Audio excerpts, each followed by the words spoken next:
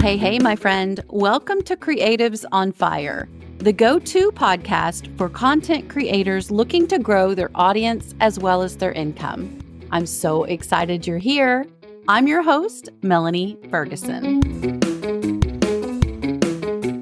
Hey, Melanie Ferguson here. I have created a content planner for creatives that's unique to content creators. It's a 52-week planning guide and calendar designed to help you manage your time, help you stay organized, consistent, and really just know what to do and when.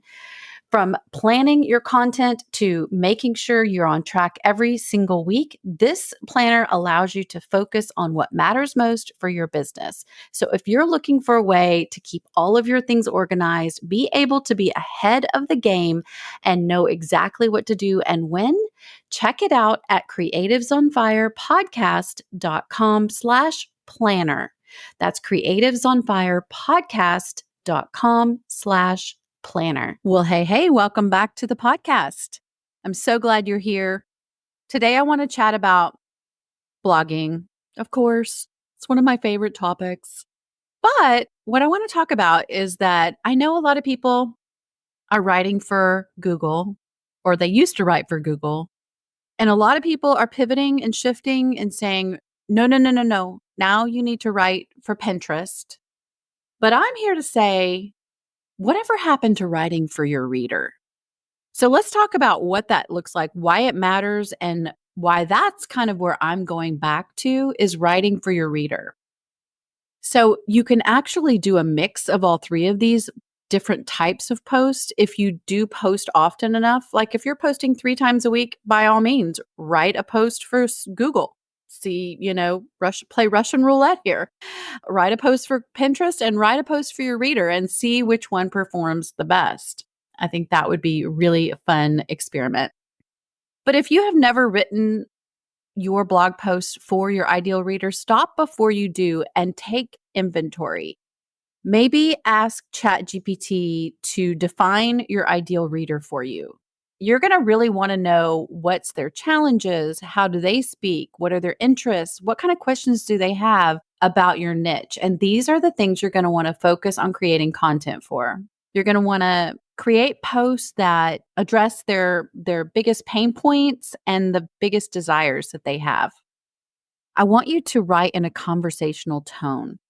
And it doesn't have to be throughout the whole post. So what I've been doing lately is just starting the beginning of the post like I would an email for my ideal reader. In the first couple paragraphs, I'm just kind of chatting with them about what's currently going on in my life, what's happening for the day. And I was thinking of them, and this is the content that I came up with to share. That way, later down the road, I can actually pull out that paragraph and make that post more evergreen and less timely.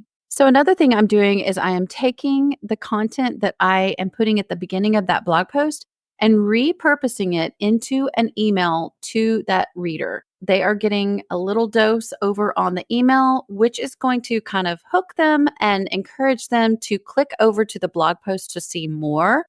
And using personal stories is going to be one of the key best ways to get people's curiosity going so that they actually click through over to your blog post. Decide who your people are, what they want to learn from you, and then try to make it a little more conversational.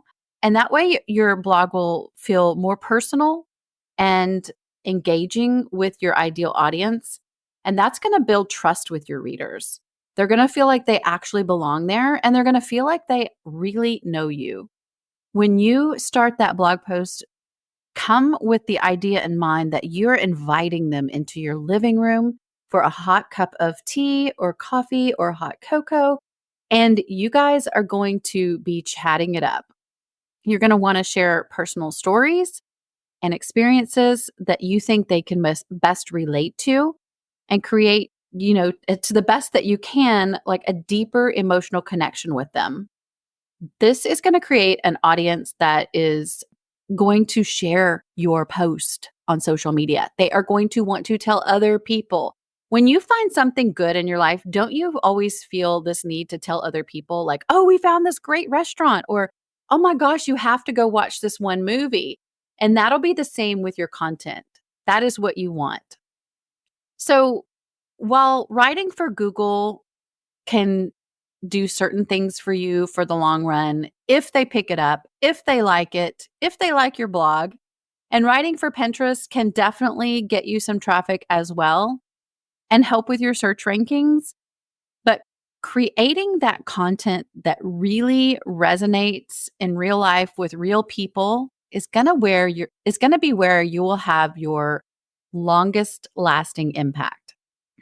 And that's what we want for the blog. We want readership that goes on and on and on. We want people who want to come back each and every week to see what we have to share with them. And actually, the idea behind writing for your ideal person and them becoming loyal and loyal readers and commenting on your blog posts and all of that does actually in tandem create better SEO over time, because that's what Google's looking for. They want that genuine engagement. They want that time on page.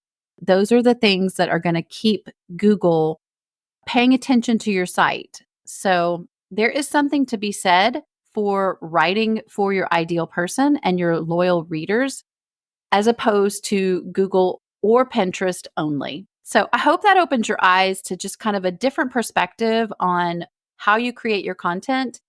And if you don't do a blog yet, I'd like to encourage you to go check out creativesonfirepodcast.com/start, where you can learn how to start your own blog in 7 short days. This will be a great place for you to start with creating content that is yours, that you own, and that you're able to grow this audience on.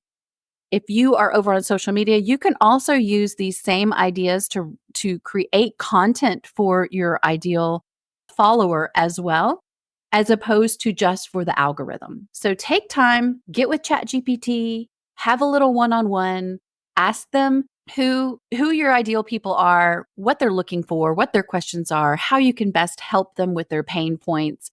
And you, my friend, are going to be on your way to making more money online. Until next time, my friend, don't forget, no one is you, and that is your superpower.